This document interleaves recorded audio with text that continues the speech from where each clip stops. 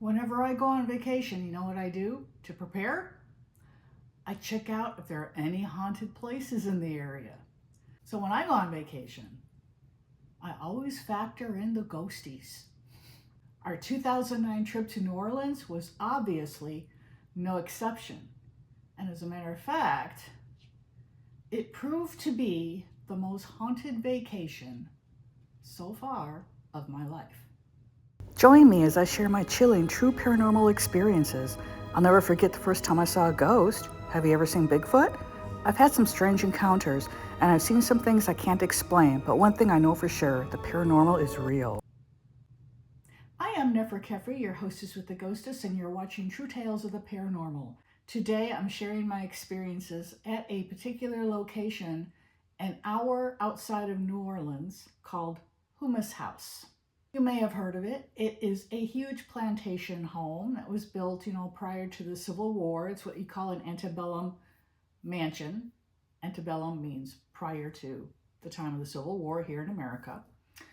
It's a huge mansion. It has a very imposing edifice as you walk up to it. It is quite a remarkable property in numerous respects, not just because it is an antebellum mansion, but because the interior has been entirely gutted and renovated by the current owner and has been filled with antiques and interesting bits of paraphernalia that all date to the time period in which the house was originally built. They do offer tours, and Houmas House also has a very excellent restaurant attached to it. They serve the best food. That I had a squash soup there that was utterly amazing. It got me addicted to squash soup, and so now whenever I can get it anywhere I go, I always order it. But it's just a gorgeous, gorgeous property. All the pictures you're seeing here in this part of the video are all my own that I took on our trip there. And our trip began with a tour. Now, our tour guide's name was Kevin, and I have to point out, because this is important for what happens later on during our tour, Kevin wasn't overly tall. I'd say he was right about 6 foot high. So he was my husband's height. And he had short, dark brown hair, and he had a short beard, and he was wearing a straw hat during the whole tour, and he was dressed in a white long sleeve shirt and a black vest. Trust me, this is important later. And so we're on the tour, and the reason I wanted to go to Houmas House in particular is because growing up, I have been a huge fan of a particular movie. It's called Hush, Hush, Sweet Charlotte. And it co-starred two greats of the silver screen, Bette Davis and Olivia de Havilland. And if you like dark, gothic, suspenseful movies and you have never seen Hush, Hush, Sweet Charlotte, where have you been? You have to see this movie. I've seen it like literally 6 or 7 times now. It's a beautiful movie. The exterior shots were all filmed at Houmas House, but the interiors were filmed elsewhere. And I always wanted to go. And when I was a little girl, I would tell my parents, one of these days I'm going to see this house in person. They'd be like, no, honey, it's on the back lot at a studio somewhere. That house doesn't even exist. I'm like, no, it's real. I was convinced. And so when we were planning our trip to New Orleans in 2009, and I began Googling places to see around it, I thought, I wonder if that house, if it's real, that's where it's going to be, either there or in maybe Savannah, Georgia. Also very well known for its antebellum mansions. So I just Googled Hush Hush Sweet Charlotte House, and Houmas House came right up. And I was like, that's it, it's real. I always knew it was real. I was so freaking excited to go. And when I saw they were open for tours, I was literally beside myself with excitement. I had to wait all the way till day 3 of our 4-day trip for us to have our time at Houmas House, which, like I said, it's an hour's drive from New Orleans. And we were staying at a hotel in the French Quarter, so it was a nice drive, no complaints from either one of us. And when you arrive and you walk into that massive entryway they have there, you literally do step back in time when you set foot into Houmas House. You feel it. It's in the air. The air, when you're breathing it in, it's almost like you're breathing in old air, even though there's no strange smells. It's not musty, nothing like that. It's not dusty. It's very clean, very brightly lit. There are a lot of windows in the home, but it's just the feel of it. And we walked in, there was another couple behind us, and when they walked in, I heard the wife gasp, and I turned to her. I said, "Yeah, really, right?" And she was just like, "Oh my God, can you feel it?" I'm like, "Yes." And we were just like, "Whoa," it's just not scary. It was just like you're being pulled back in time. And I have not had that experience in very many places. And my academic background is in archaeology. So you think if anyone is used to being pulled back in time by a location, it's going to be me, right? Even at archaeological sites, that doesn't happen, because at an archaeological site, you're looking at little remnants of a person's life or the remnants of a civilization in the ground as ruins. You're not walking into these huge imposing rooms and filled with marvelous furnishings and that type of thing. So we all signed up for the tour, and our tour began shortly after we arrived. And our tour guide, Kevin, was very insightful about everything having to do with the building of the home and its history and everything that happened there. The rumor is that Houmas House is actually haunted.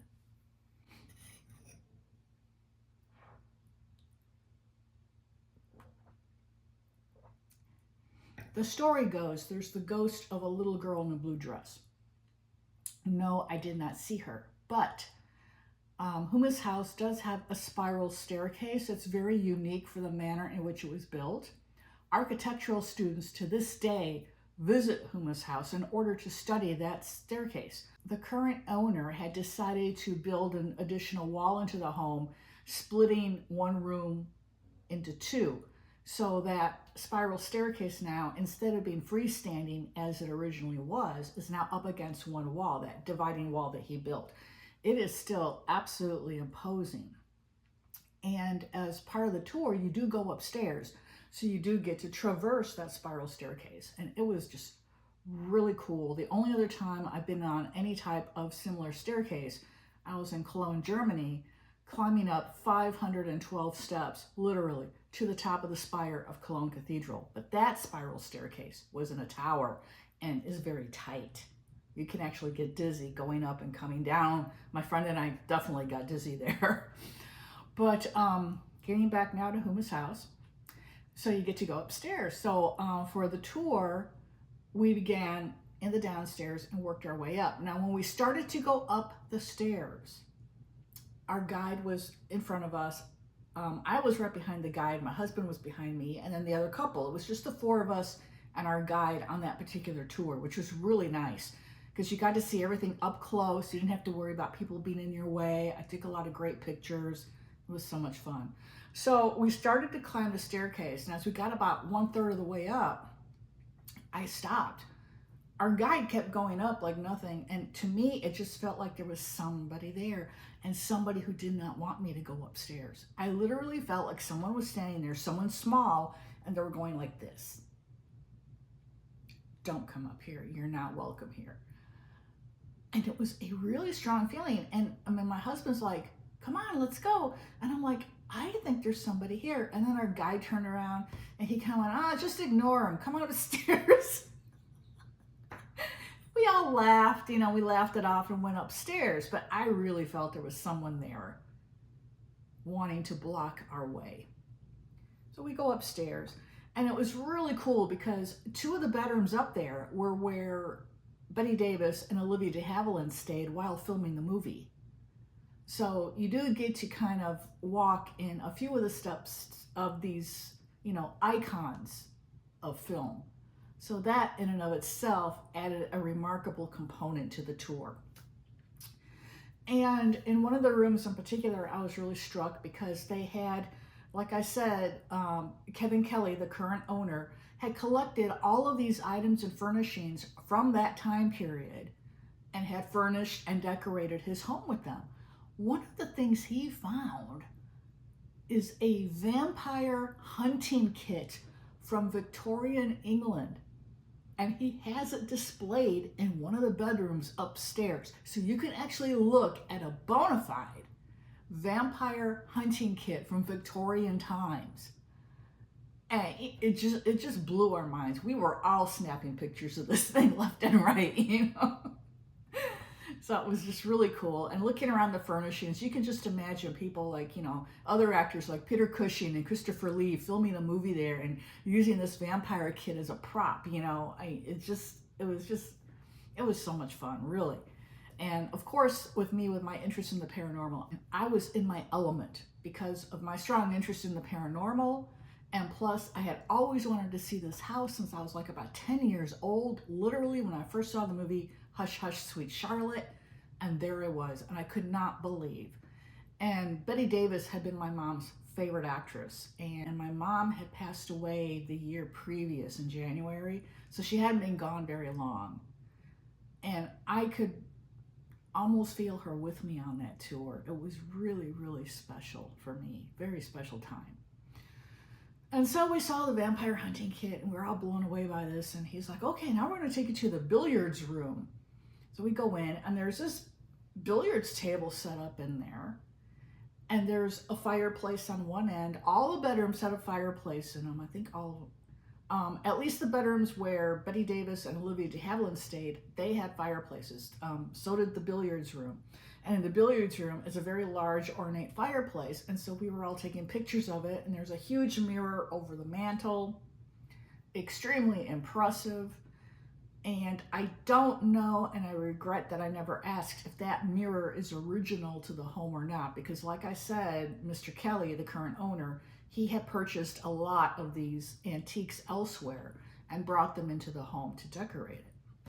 So about a month goes by, and I'm starting to look at my pictures on my computer, and I had a Sony camera. I have a couple of blog posts about this trip up on my blog. I'll put the links in the description below if you'd like to read what I experienced there. And the particular camera I used was a Sony digital. So, you know, it was just at the time where they were coming out with the digital cameras where you could see on a screen the picture you took the second you took it, you know. It's the coolest thing ever, right? Back in the day, you know, before everyone and their dog had a cell phone.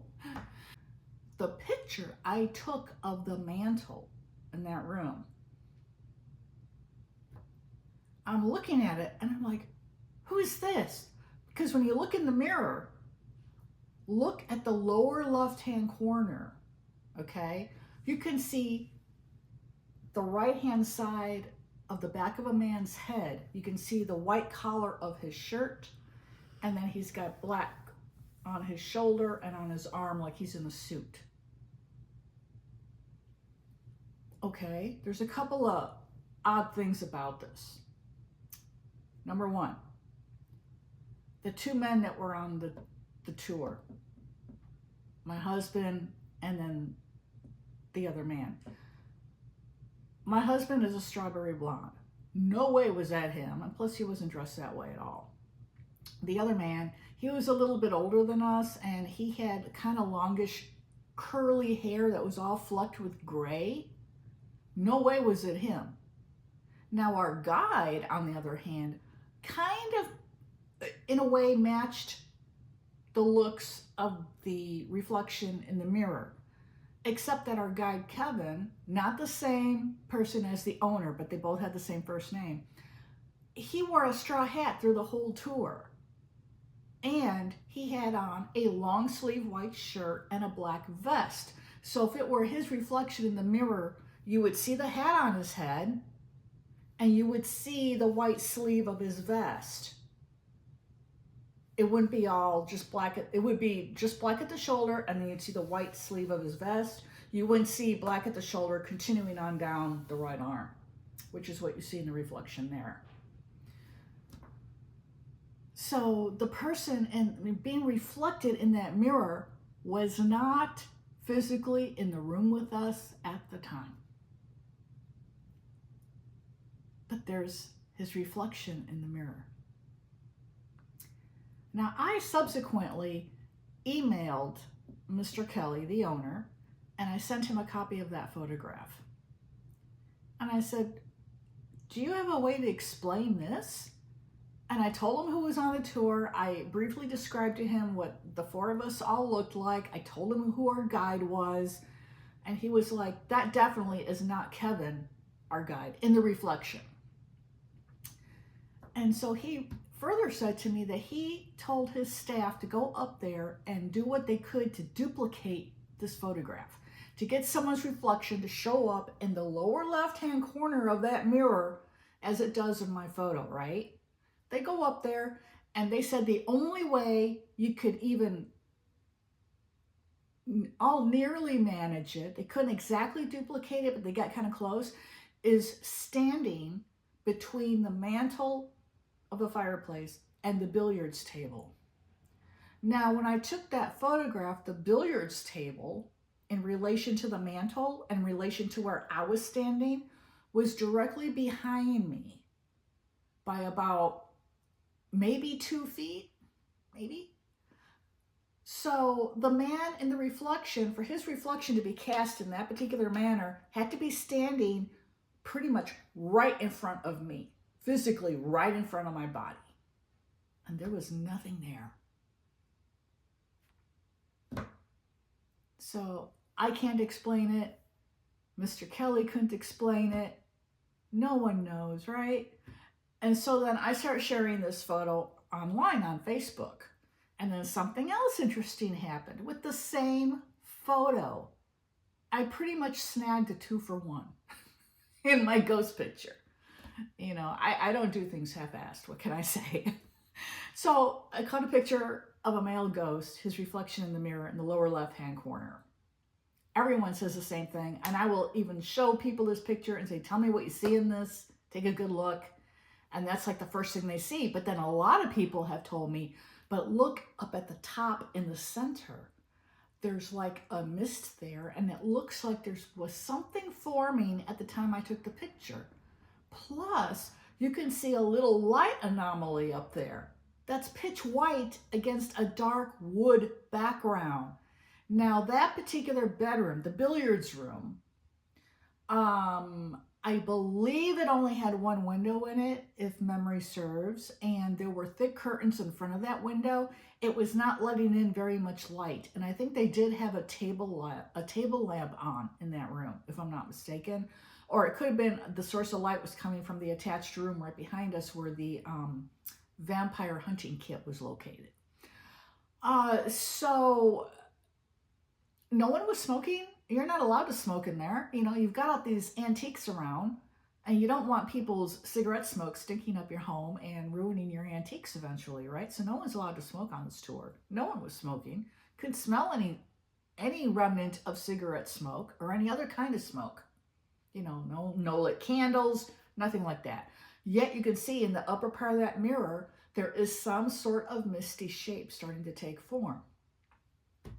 So there are 2 ghosts reflected in the same mirror. Now, I've had a couple of my friends who are very intuitive, who are spirit mediums, who have taken a look at that photograph without me saying anything. They don't see the man first.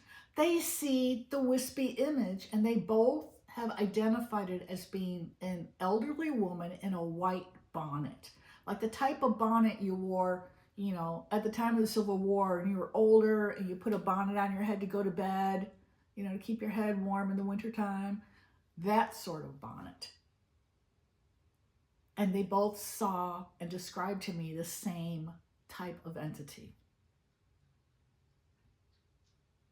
And then they see the man in the lower left-hand corner, and they're like, oh, wow, you caught another one here. So like I said, one photo, it's a 2-for-1. So I love this picture. It's one of my proudest moments in getting this taken, and just one of the most fun tours I've ever been on. Something I'd always wanted to do. So I do recommend, if you are ever in the New Orleans area, you definitely want to take a side trip to Houmas House. Like I said, it's an hour away. well worth the drive. I do have another experience directly involving Houmas House and the grounds of Houmas House. I won't share that today because the video will get too long. I'll share it in a subsequent video. But that one involves a very bizarre time slip.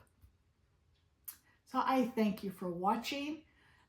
I really appreciate you all so much, and giving the video a like, dropping a comment, subscribing. That helps my channel so very, very much, and sharing with your like-minded friends. Very, very much appreciate that. Again, it's always a pleasure, always so much fun. Thank you for watching. I hope you enjoyed today's experience, and I'll catch you next time. I'm Nefer Kefri, your hostess with the Ghostess, and you've been watching True Tales of the Paranormal. Welcome to True Tales. Welcome to True Tales of the Paranormal. I am Nefer Kefri, your hostess with the Ghostess, and today I'm talking about cheep, cheep, cheep, cheep.